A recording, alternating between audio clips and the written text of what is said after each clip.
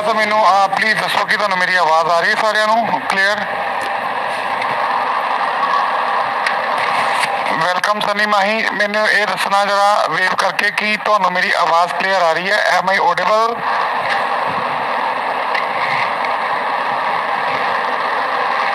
Okay, ਧੰਨਵਾਦ ਨੇਹਾ ਜੀ, ਧੰਨਵਾਦ RK7263 okay. Very good evening ਜੀ, ਵੈਰੀ ਗੁੱਡ ਈਵਨਿੰਗ। ਵੈਲਕਮ ਆ ਤੁਹਾਡੇ ਆਪਣੇ ਸ਼ੋਅ ਦੇ ਵਿੱਚ। Thank you thank you thank you thank you. ਥੋੜੀ ਦੇਰ ਦੇ ਵਿੱਚ ਹੀ ਡਾਕਟਰ ਸੰਦੀਪ ਭੋਲਾ ਸਾਡੇ ਦਰਮਿਆਨ ਆਉਣਗੇ, ਥੋੜੀ ਦੇਰ ਦੇ ਵਿੱਚ। ਮੈਂ ਗੁਜ਼ਾਰਿਸ਼ ਕਰਾਂਗਾ ਕਿ ਜਿਹੜੇ ਵੀ ਸ਼ਾਨ ਫਾਊਂਡੇਸ਼ਨ ਦੇ ਮੈਂਬਰ ਸਾਹਿਬਾਨ ਇਹਦੇ ਵਿੱਚ ਗਰੁੱਪ ਦੇ ਵਿੱਚ ਨੇ, ਪਲੀਜ਼ ਇਸ ਲਾਈਵ ਦੇ ਲਿੰਕ ਨੂੰ ਸ਼ੇਅਰ ਕੀਤਾ ਜਾਵੇ, ਲਾਈਵ ਦੇ ਲਿੰਕ ਨੂੰ ਸ਼ੇਅਰ ਕੀਤਾ ਜਾਵੇ ਜਲਦੀ ਤੋਂ ਜਲਦੀ, ਤਾਂ ਕਿ ਸਾਨੂੰ ਜ਼ਿਆਦਾ ਤੋਂ ਜ਼ਿਆਦਾ ਲੋਕ ਸੁਣ ਸਕਣ, ਪਛਾਣ ਸਕਣ, ਜਾਣ ਸਕਣ ਕਿ ਅੱਜ ਅਸੀਂ ਕੀ ਉਪਰਾਲਾ ਕਰਨ ਜਾ ਰਹੇ ਹਾਂ। ਅਸੀਂ ਵੇਟ ਕਰ ਰਹੇ ਹਾਂ ਡਾਕਟਰ ਭੋਲਾ ਜੀ ਦੀ। ਡਾਕਟਰ ਭੋਲਾ ਜੀ ਜਲਦੀ ਸਾਡੇ ਵਿੱਚ ਆਉਣ ਵਾਲੇ ਨੇ। ਮੈਨੂੰ ਕੋਈ 10 ਮਿੰਟ ਪਹਿਲਾਂ ਹੀ ਉਹਨਾਂ ਦੇ ਨਾਲ ਮੇਰੀ ਗੱਲ ਹੋਈ। ਹੋਰ ਸੁਣਾਓ, ਸਾਰੇ ਠੀਕ ਠਾਕ ਹੋ? ਆਓ ਗੱਲਾਂ ਕਰੀਏ। ਚਲੋ ਜਦ ਤੱਕ ਸਾਡੇ ਗੈਸਟ ਨਹੀਂ ਆਉਂਦੇ ਉਦੋਂ ਤੱਕ ਅਸੀਂ ਆਪ ਦੀਆਂ ਗੱਲਾਂ ਕਰਨੀ। ਮੈਨੂੰ ਥੋੜੀ ਸਵੈਟਿੰਗ ਜਿਹੀ ਹੋ ਰਹੀ ਆ।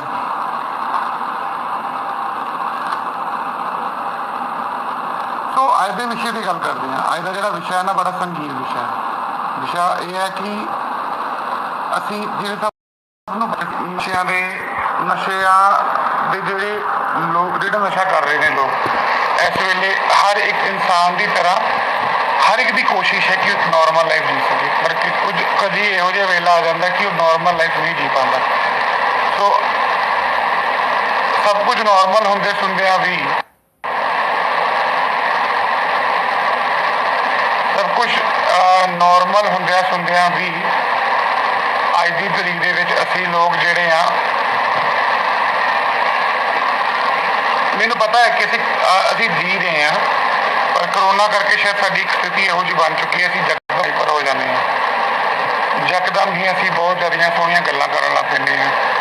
ਯਕਦਮ ਹੀ ਪੋਜ਼ੀਟਿਵਿਟੀ ਆ ਜਾਂਦੀ ਹੈ, ਕਦੇ ਕਦੇ ਨੈਗੇਟਿਵਿਟੀ ਆ ਜਾਂਦੀ ਹੈ, ਅਤੇ ਅਸੀਂ ਉਸ ਨੈਗੇਟਿਵਿਟੀ ਨੂੰ ਰਿਡਿਊਸ ਕਰਨਾ ਥੋੜ੍ਹਾ ਜਿਹਾ। ਅਤੇ ਮੇਰੇ ਖਿਆਲ ਤਕਰੀਬਨ 2 ਮਿੰਟ ਪਏ ਨੇ 6 ਵੱਜਣ 'ਚ। ਅੱਜ ਮੈਂ ਪਹਿਲਾਂ ਔਨਲਾਈਨ ਹੋ ਗਿਆ, ਅਤੇ ਕਿਉਂਕਿ ਡਾਕਟਰ ਭੋਲਾ ਜੀ ਵੀ ਥੋੜ੍ਹੀ ਦੇਰ 'ਚ ਹੀ ਔਨਲਾਈਨ ਹੋਣ ਵਾਲੇ ਆ। ਜਿਵੇਂ ਹੀ ਔਨਲਾਈਨ ਹੁੰਦੇ ਆ ਅਸੀਂ ਦੇਖਦੇ ਹਾਂ, ਫਿਰ ਉਹਨਾਂ ਨੂੰ ਭੇਜਦਾ ਮੈਂ ਰਿਕੁਐਸਟ, ਸਰਚ ਕਰਦਾ ਮੈਂ ਹੁਣੇ ਇਹਨਾਂ ਨੂੰ, ਡਾਕਟਰ ਸੰਦੀਪ ਭੋਲਾ। ਡਾਕਟਰ ਸਾਹਿਬ ਕਿੱਥੇ ਹੋ ਤੁਸੀਂ? ਬੜਾ ਵੇਟ ਕਰਵਾ ਰਹੇ ਹੋ।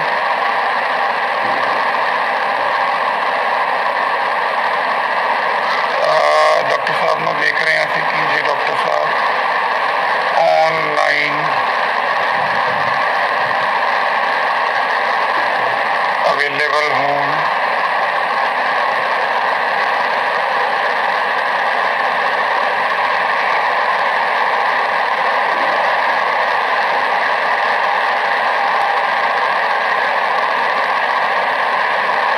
ਅਜੇ ਡਾਕਟਰ ਸਾਹਿਬ ਅਜੇ ਔਨਲਾਈਨ ਹੋਏ ਨਹੀਂ।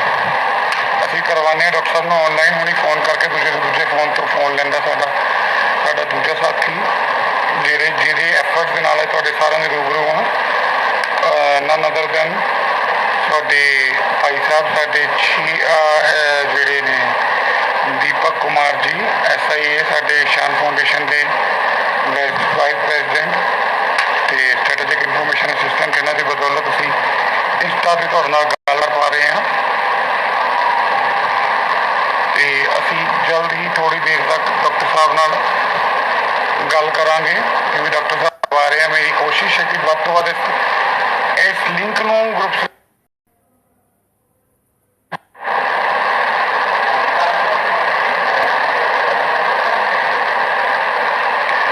ਤੋਂ ਡਾਕਟਰ ਸਾਹਿਬ ਵੀ ਆਉਣ ਵਾਲੇ ਥੋੜ੍ਹੀ ਦੇਰ ਤੱਕ। ਹੋਰ ਜਿੰਨੇ ਮੈਂਬਰ ਹੋ ਜਾਣ, ਥੋੜ੍ਹੇ ਵਿਊਵਰ ਇੰਗੇਜ ਕਰੋ ਵੱਧ ਤੋਂ ਵੱਧ। ਦਿੱਲੀ ਸਮਰਥ joint, thank you Deepika. Actually ਮੈਂ ਦਿਲੋਂ ਵੇਟ ਕਰ ਰਿਹਾ ਸੀ ਕਿ ਤੁਸੀਂ ਆਓ ਮੇਰੇ ਇਸ ਸ਼ੋਅ ਦੇ ਵਿੱਚ। ਦਿੱਲੀ ਸਮਰਥ ਕਲੀਨਿਕ ਥੋੜ੍ਹੀ ਦੇਰ 'ਚ ਡਾਕਟਰ ਭੋਲਾ ਜੀ ਸਾਨੂੰ ਜੁਆਇਨ ਕਰ ਰਹੇ ਆ, ਕਿ ਅਸੀਂ ਉਹਨਾਂ ਨੂੰ ਦੂਜੇ ਫੋਨ 'ਤੇ ਟੈਲੀਫੋਨਿਕਲੀ ਗੱਲ ਕਰ ਚੁੱਕੇ ਹਾਂ।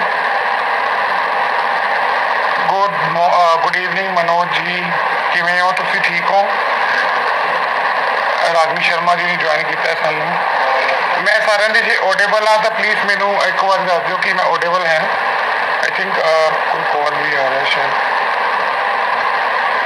ਤੋ ਵੈਲਕਮ ਜਸਮੀਤ ਜੀ। ਹੋਰ ਜਿੰਨੀ ਆਡੀਅੰਸ ਇੰਗੇਜ ਕਰ ਸਕਦੇ ਹੋ ਕਰੋ, ਬਿਕੋਜ਼ ਜਿੰਨੀ ਆਡੀਅੰਸ ਹੈ ਜੀ ਓਨਾ ਹੀ ਸੈਸ਼ਨ ਇੰਟਰੈਕਟਿਵ ਹੋਗਾ। ਤੇ I need some question please. ਜੇ ਤੁਹਾਡੇ ਐਂਡ ਤੋਂ ਕੋਈ ਕੁਐਸਚਨਸ ਹੋਣ ਤੇ ਅਸੀਂ ਕੁਐਸਚਨ ਤੇ ਗੱਲ ਕਰ ਸਕਦੇ ਹਾਂ। ਮਨੋਜ ਬੈਂਜਵਾਲ ਸਰ ਕਹਿ ਰਹੇ ਨੇ ਨਾਈਸ, ਥੈਂਕ ਯੂ ਸਰ। ਸੋ ਕਿਉਂਕਿ ਅੱਜ ਦਾ ਮੈਂ ਤੁਹਾਨੂੰ ਜਿਵੇਂ ਮੁੱਦੇ ਤੇ ਆਵਾਂ ਤੇ ਅਸੀਂ ਜਿਹੜੀ ਗੱਲ ਕਰੀਏ ਅੱਜ ਅਸੀਂ ਕਰਨ ਵਾਲੇ ਹਾਂ ਨਸ਼ੇ ਦੀ ਗੱਲ, ਹੈ ਨਾ।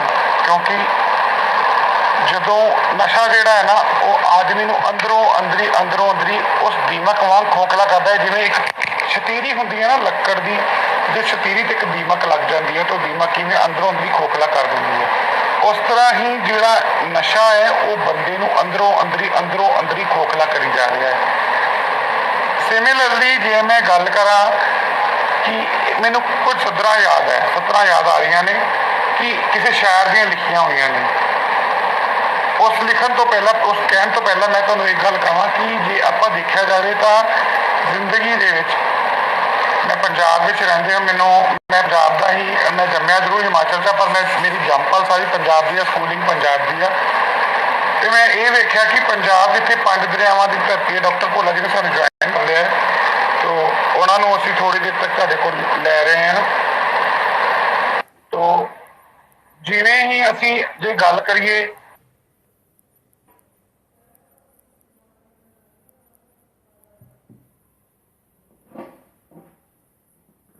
ਕਿ ਪੰਜਾਬ ਜਿਹੜਾ ਹੈ ਨਸ਼ਿਆਂ ਦਾ ਛੇਵਾਂ ਦਰਿਆ ਬਣਿਆ ਜਾਂਦਾ, 6ਵਾਂ ਦਰਿਆ ਬਣ ਰਿਹਾ ਹੈ। ਸੋ ਡਾਕਟਰ ਭੋਲਾ ਜੀ ਸੋ ਨਿੱਘਾ ਸਵਾਗਤ ਹੈ।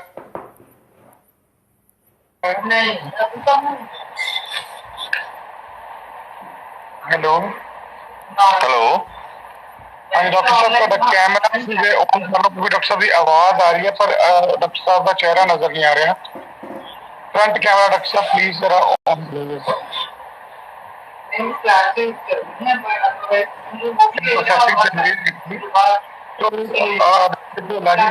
ਡਾਕਟਰ ਸੰਦੀਪ ਭੋਲਾ ਜੀ ਜਿਹੜੇ ਕਿ ਇੰਟਰਨੈਸ਼ਨਲ ਅਵਾਰਡੀ ਨੇ ਤੇ ਅੱਜ ਡੀ ਐਡਿਕਸ਼ਨ ਤੇ ਕਾਫੀ ਵਰ੍ਹਿਆਂ ਤੋਂ ਕੰਮ ਕਰ ਰਹੇ ਨੇ। ਪੰਜਾਬ ਜਿਹੜਾ ਕਿ ਨਸ਼ਿਆਂ ਦੇ ਨਾਲ ਜੂਝ ਰਿਹਾ ਹੈ, ਉਹ ਉਸ ਧਰਤੀ ਦੇ ਉੱਤੇ ਕਾਫੀ ਨੌਜਵਾਨ ਪੀੜ੍ਹੀ ਨੂੰ ਪ੍ਰੇਰਿਤ ਕਰ ਰਹੇ ਨੇ ਕਿ ਉਹ ਕਿਵੇਂ ਨਸ਼ਿਆਂ ਤੋਂ ਜਿਹੜਾ ਕਿ ਉਹ ਬਾਹਰ ਆ ਸਕਦੇ ਆ, ਕਿਵੇਂ ਉਸ ਐਡਿਕਸ਼ਨ ਨੂੰ। ਅੱਜ ਅਸੀਂ ਕਾਫੀ ਗੱਲਬਾਤ ਕਰਾਂਗੇ ਉਹਨਾਂ ਦੇ ਨਾਲ। ਥੋੜਾ ਜਿਹਾ net the connection I think ਕੰਮ ਨਹੀਂ ਕਰ ਰਿਹਾ ਪ੍ਰੋਪਰ, ਕਿ ਉਹਨਾਂ ਦੀ ਤਸਵੀਰ ਸਾਨੂੰ ਨਜ਼ਰ ਨਹੀਂ ਆ ਰਹੀ ਪਰ ਆਵਾਜ਼ ਆਈ। ਡਾਕਟਰ ਸਾਹਿਬ ਤੁਸੀਂ ਸਾਨੂੰ ਸੁਣ ਪਾ ਰਹੇ ਹੋ? ਹਾਂਜੀ ਮੈਂ ਸੁਣ ਪਾ ਰਿਹਾ ਜੀ ਤੁਹਾਨੂੰ। ਤੇ ਡਾਕਟਰ ਸਾਹਿਬ ਸੁਣ ਪਾ ਰਹੇ ਨੇ ਪਰ ਡਾਕਟਰ ਸਾਹਿਬ ਦੀ ਜਿਹੜਾ ਚਿਹਰਾ ਉਹ ਨਜ਼ਰ ਨਹੀਂ ਆ ਰਿਹਾ। ਡਾਕਟਰ ਸਾਹਿਬ ਸਭ ਤੋਂ ਪਹਿਲਾਂ ਤਾਂ ਮੈਂ ਤੁਹਾਡੇ ਸ਼ਾਨ ਫਾਊਂਡੇਸ਼ਨ ਵੱਲੋਂ ਇਸ ਕੀਤੇ ਉਪਰਾਲੇ ਵਿੱਚ ਆਓ ਗੱਲਾਂ ਉਹਦੇ ਵਿੱਚ ਤੁਹਾਡਾ ਨਿੱਘਾ ਸਵਾਗਤ ਕਰਦਾ ਹਾਂ ਆਪਣੀ ਪੂਰੀ LGBTQ ਕਮਿਊਨਿਟੀ ਵੱਲੋਂ। ਤੇ ਆਪ ਜੀ ਨੂੰ ਜੀ ਆਇਆਂ ਨੂੰ ਆਖਦਾ ਹਾਂ ਕਿਉਂਕਿ ਮੈਨੂੰ ਅਸੀਂ ਕੱਲ ਇਸ ਸ਼ੋਅ ਦਾ ਪਲਾਨ ਕੀਤਾ ਸੀ ਪਰ ਜਿਵੇਂ ਕਿ ਸਾਰੇ ਜਾਣਦੇ ਲਾਈਵ ਹੋ ਕੇ ਸੀ। ਡਾਕਟਰ ਸਾਹਿਬ ਦੀਆਂ ਸਭ ਨਾਲੋਂ ਪਹਿਲਾਂ ਕੁਝ ਕੁ ਜ਼ਿੰਮੇਵਾਰੀਆਂ ਜਿਹੜੀਆਂ ਸਾਡੇ ਪ੍ਰਤੀ ਆ, ਪੂਰੇ ਪ੍ਰਸ਼ਾਸਨ ਪ੍ਰਤੀ ਆ, ਪੂਰੇ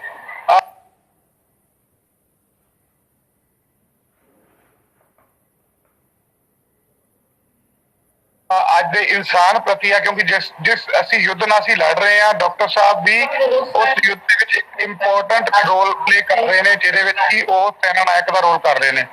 ਤੇ ਅਸੀਂ ਜਿਵੇਂ ਉਹਨਾਂ ਨੂੰ ਕੱਲ ਕੋਵਿਡ ਦੇ ਰਿਲੇਟਡ ਕੋਈ ਉਹਨਾਂ ਦੀ ਕੋਈ ਐਮਰਜੈਂਸੀ ਕੋਈ ਮੀਟਿੰਗ ਸੀ ਜਿਹਦੇ ਵਿੱਚ ਉਹਨਾਂ ਨੂੰ ਜਾਣਾ ਪੈ ਗਿਆ। ਸੋ ਦੈਟਸ ਵਾਈ ਅਸੀਂ ਕੱਲ ਡਾਕਟਰ ਸਾਹਿਬ ਨਾਲ ਨਹੀਂ ਗੱਲ ਕਰ ਪਾ ਰਹੇ ਪਰ ਅੱਜ ਅਸੀਂ ਡਾਕਟਰ ਸਾਹਿਬ ਨੂੰ ਸੁਣ ਪਾ ਰਹੇ ਹਾਂ ਪਰ ਦੇਖ ਨਹੀਂ ਪਾ ਰਹੇ। ਤੇ ਡਾਕਟਰ ਸਾਹਿਬ ਤੁਹਾਡਾ ਮੇਰੇ ਸ਼ਾਨ ਫਾਊਂਡੇਸ਼ਨ ਦੇ ਜਿੰਨੇ ਵੀ ਮੈਂਬਰ ਸਾਹਿਬਾਨ ਨੇ ਅਤੇ ਜਿੰਨੇ ਵੀ LGBTQ ਕਮਿਊਨਿਟੀ ਦੇ ਜਿੰਨੇ ਮੇਰੇ ਭੈਣ ਭਰਾ ਨੇ ਉਹਨਾਂ ਸਾਰਿਆਂ ਦਾ ਤੁਹਾਡਾ ਸਿੱਖਾ ਸਵਾਗਤ ਕਰਦੇ ਹਾਂ। ਆਓ ਗੱਲਾਂ ਕਰੀਏ ਸ਼ੋਅ ਦੇ ਵਿੱਚ, ਜਿਹਦੇ ਵਿੱਚ ਕਿ ਅੱਜ ਸਾਡਾ ਕੀ ਮੁੱਦਾ ਰੱਖਿਆ ਸੀ ਕਿ ਕਰੋਨਾ ਵਾਇਰਸ ਦੇ ਆਉਣ ਦੇ ਵਿੱਚ ਅਸੀਂ ਦੇਖਿਆ ਕਿ ਉਹਦੇ ਵਿੱਚ ਰਹਿ ਕੇ LGBTQ ਕਮਿਊਨਿਟੀ ਜਿਹੜੀ ਕਿ ਪਹਿਲਾਂ ਹੀ ਸੁਸਾਇਟੀ ਵੱਲੋਂ ਜਿਹਨੂੰ ਡਿਸਕ੍ਰਿਮੀਨੇਸ਼ਨ ਫੇਸ ਕਰਨਾ ਪੈ ਰਿਹਾ ਸੀ, ਜਿਹੜੀ ਖੁਦ ਸੈਲਫ ਸਟਿਗਮਾ ਦੇ ਵਿੱਚ ਆ ਗਈ ਸੀ, ਅੱਜ ਉਹਨੂੰ ਹੋਰ ਘਰਾਂ ਦੇ ਵਿੱਚ ਰਹਿ ਕੇ ਉਹ ਹੋਰ ਸਟਿਗਮਾ ਫੇਸ ਕਰਦੀ ਪਈ ਤੇ ਹੋਰ ਡਿਸਕ੍ਰਿਮੀਨੇਸ਼ਨ ਫੇਸ ਕਰਨ ਦੇ ਨਾਲ ਨਾਲ ਉਹਨੂੰ ਹੋਰ ਕਈ ਕਿੱਲਤਾਂ ਆ ਰਹੀਆਂ ਨੇ। ਅਸੀਂ ਇਹਨਾਂ ਕਿੱਲਤਾਂ ਦੇ ਨਾਲ ਮੱਦੇਨਜ਼ਰ ਰੱਖਦੇ ਹੋਏ ਅਸੀਂ ਸਾਡਾ ਉਹਨਾਂ ਭੈਣ ਭਰਾਵਾਂ ਨਾਲ ਵੀ ਰਾਬਤਾ ਕਾਇਮ ਹੁੰਦਾ ਹੈ ਜਿਹੜੇ ਉਹ ਭੈਣ ਭਰਾ ਨੇ ਜਿਹੜੇ ਕਿ ਨਸ਼ੇ ਦੇ ਆਦੀ ਨੇ। ਤੇ ਮੈਨੂੰ ਤੇ ਮੇਰੇ ਕਾਉਂਸਲਰਸ ਟੀਮ ਨੂੰ ਕਾਫੀ ਕਾਲਸ ਆਉਂਦੀਆਂ ਸੀ ਉਹਨਾਂ ਦੀਆਂ ਕਿ ਸਾਨੂੰ ਤੁਸੀਂ ਕੁਝ ਨਾ ਪ੍ਰੋਵਾਈਡ ਕਰਵਾਓ, ਸਾਨੂੰ ਸ਼ਾਇਦ ਸਾਡਾ ਨਸ਼ਾ ਹੀ ਪ੍ਰੋਵਾਈਡ ਕਰਵਾ ਦਿਓ, ਕਿਉਂਕਿ ਇਸ ਸਿਚੁਏਸ਼ਨ ਦੇ ਦੌਰਾਨ, ਲੋਕਡਾਊਨ ਦੀ ਸਿਚੁਏਸ਼ਨ ਦੇ ਵਿੱਚ ਨਾ ਤਾਂ ਉਹ ਘਰੋਂ ਬਾਹਰ ਜਾ ਸਕਦੇ ਸੀ ਤੇ ਜੇ ਘਰੋਂ ਬਾਹਰ ਜਾਂਦੇ ਵੀ ਸੀ ਤਾਂ ਪੁਲਿਸ ਦੀਆਂ ਲਾਠੀਆਂ ਖਾ ਕੇ ਸ਼ਹਿਰ ਵਾਪਸ ਮੁੜ ਕੇ ਆ ਜਾਂਦੇ ਸੀ। ਸੋ ਮੇਰੀ ਮੈਂ ਉਹਨਾਂ ਨਾਲ ਜਦੋਂ ਉਹਨਾਂ ਨਾਲ ਗੱਲ ਕਰਦੇ ਸੀ, ਸਾਨੂੰ ਹਮੇਸ਼ਾ ਅਸੀਂ ਡੀਮੋਟੀਵੇਟ ਹੀ ਹੁੰਦੇ ਸੀ ਕਿ ਅਸੀਂ ਕਿਵੇਂ ਕਰੀਏ। ਐਸੇ ਰਿਗਾਰਡਿੰਗ ਅਸੀਂ ਪਿਛਲੇ ਹਫਤੇ ਇੱਕ ਸੈਸ਼ਨ ਲਿੱਤਾ ਉਹਨਾਂ ਦਾ ਹੈਪੀਨੈਸ ਦੇ ਉੱਤੇ ਕਿ ਉਹ ਲੋਕ ਹੈਪੀ ਕਿਵੇਂ ਰਹਿ ਸਕਦੇ ਆ ਇਸ ਸਿਚੁਏਸ਼ਨ ਦੇ ਵਿੱਚ। ਕਿ ਡਾਕਟਰ ਸਾਹਿਬ ਦੀ ਫੋਟੋ ਆ ਜਾਂਦੀ ਤਾਂ ਬਹੁਤ ਅੱਛਾ ਹੁੰਦਾ ਕਿ ਮੇਰੇ ਇਸ ਸ਼ੋਅ ਨੂੰ ਓਵਰਆਲ ਇੰਡੀਆ ਦੇ ਵਿੱਚੋਂ ਅਲਾਈਅੰਸ ਦੇ ਜਿਹੜੇ ਪਾਰਟਨਰਸ ਨੇ ਸਮਰਥ ਕਲੀਨਿਕ ਦੇ, ਉਹ ਵੀ ਜੁਆਇਨ ਕਰਦੇ ਪਏ ਨੇ। ਤੇ ਡਾਕਟਰ ਸਾਹਿਬ ਜੇ ਤੁਹਾਡੇ ਵੱਲੋਂ ਕਿ I think connection the problem ਮੈਂ ਦੁਬਾਰਾ ਇੱਕ ਵਾਰੀ ਟਰਾਈ ਕਰਦਾ ਜੁਆਇਨ ਕਰਨ ਦੀ, ਇੱਕ ਵਾਰੀ ਦੁਬਾਰਾ ਟਰਾਈ ਕਰਦਾ। ਠੀਕ ਹੈ ਡਾਕਟਰ ਸਾਹਿਬ। तो डॉक्टर साहब ਸਾਨੂੰ ਦੁਬਾਰਾ ਜੁਆਇਨ ਕਰ ਰਹੇ ਨੇ ਕਿਉਂਕਿ ਡਾਕਟਰ ਸਾਹਿਬ ਦਾ ਜਿਹੜਾ ਚਿਹਰਾ ਦਿਖਣਾ ਬੜਾ ਜ਼ਰੂਰੀ ਹੈ, ਕਿਉਂਕਿ ਅੱਜ ਦੇ ਦਿਨ ਅਸੀਂ ਇੱਕ ਦੋ ਦਿਨਾਂ ਤੋਂ ਵੇਟ ਕਰ ਰਹੇ ਹਾਂ ਡਾਕਟਰ ਸਾਹਿਬ ਦੀ ਅੱਜ ਕਾਲ ਦੇ ਉੱਤੇ ਆਉਣ ਦੀ। ਅੱਜ ਡਾਕਟਰ ਸਾਹਿਬ ਕਾਲ ਤੇ ਆਏ ਤੇ ਮੈਂ ਵੈਲਕਮ ਕਰਦਾ ਹਾਂ ਸ਼ਾਮ ਬੈਨਰਜੀ ਦੀ। ਤੇ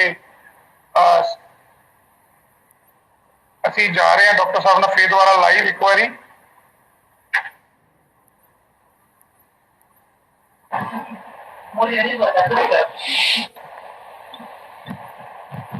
सेम प्रॉब्लम फिर वही आ रही है कि असी कैमरा असेस नहीं हो पा रहा। तो एनी हाउ पर आप डॉक्टर साहब को सुन सकते हैं। तो मेरा कहना सी कि जिवें मैं एक जिहड़ी अज दी नवां युवा पीढ़ी की गल करा तां पंजाब जिहड़ा कि पंज किया जाता है कि पंजाब का मतलब है पंज आब मतलब कि पंज दरियावां की धरती।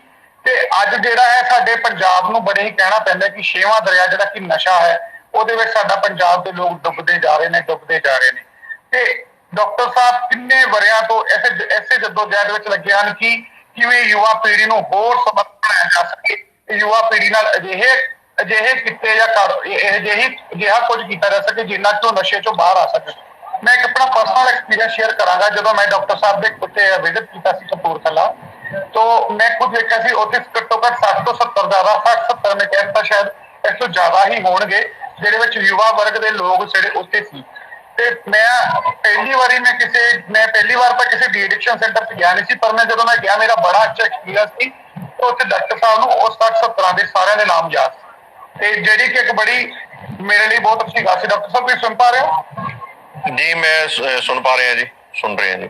ਡਾਕਟਰ ਸਾਹਿਬ ਅੱਗੇ ਮੇਰੀ ਗੁਜ਼ਾਰਿਸ਼ ਹੈ ਕਿ ਡਾਕਟਰ ਸਾਹਿਬ ਅੱਜ ਕਿਉਂਕਿ ਸਾਡੇ ਵਿੱਚ ਕਈ ਅਜਿਹੇ ਬੱਚੇ ਨੇ ਜਿਹੜੇ ਕਿ ਐਡਿਕਸ਼ਨ ਬਾਰੇ ਨਹੀਂ ਚੰਗੀ ਤਰ੍ਹਾਂ ਜਾਣਦੇ, ਸੋ ਡਾਕਟਰ ਸਾਹਿਬ ਨੂੰ ਮੈਂ ਪਹਿਲਾਂ ਗੁਜ਼ਾਰਿਸ਼ ਕਰਾਂ ਕਿ ਡਾਕਟਰ ਸਾਹਿਬ ਆਪਣੇ ਬਾਰੇ ਕੋਈ ਦੱਸਣ, ਉਸ ਤੋਂ ਬਾਅਦ ਤੇ ਐਡਿਕਸ਼ਨ ਕੀ ਹੈ ਇਸ ਬਾਰੇ ਡਾਕਟਰ ਜੀ। ਮੇਰੇ ਸਾਰੇ ਫਰੈਂਡਸ, ਪਹਿਲਾਂ ਤਾਂ ਮੈਂ ਤੁਹਾਡਾ ਸਾਰਿਆਂ ਦਾ ਬਹੁਤ ਥੈਂਕਸ ਕਰਦਾ ਕਿ ਤੁਸੀਂ ਮੈਨੂੰ ਮੌਕਾ ਦਿੱਤਾ ਕਿ ਤੁਹਾਡੇ ਸਾਰਿਆਂ ਨਾਲ ਕੁਝ ਗੱਲਬਾਤ ਸਾਂਝੀ ਕਰਨ ਦਾ, ਆਪਣੇ ਵਿਊਜ਼ ਰੱਖਣ ਦਾ।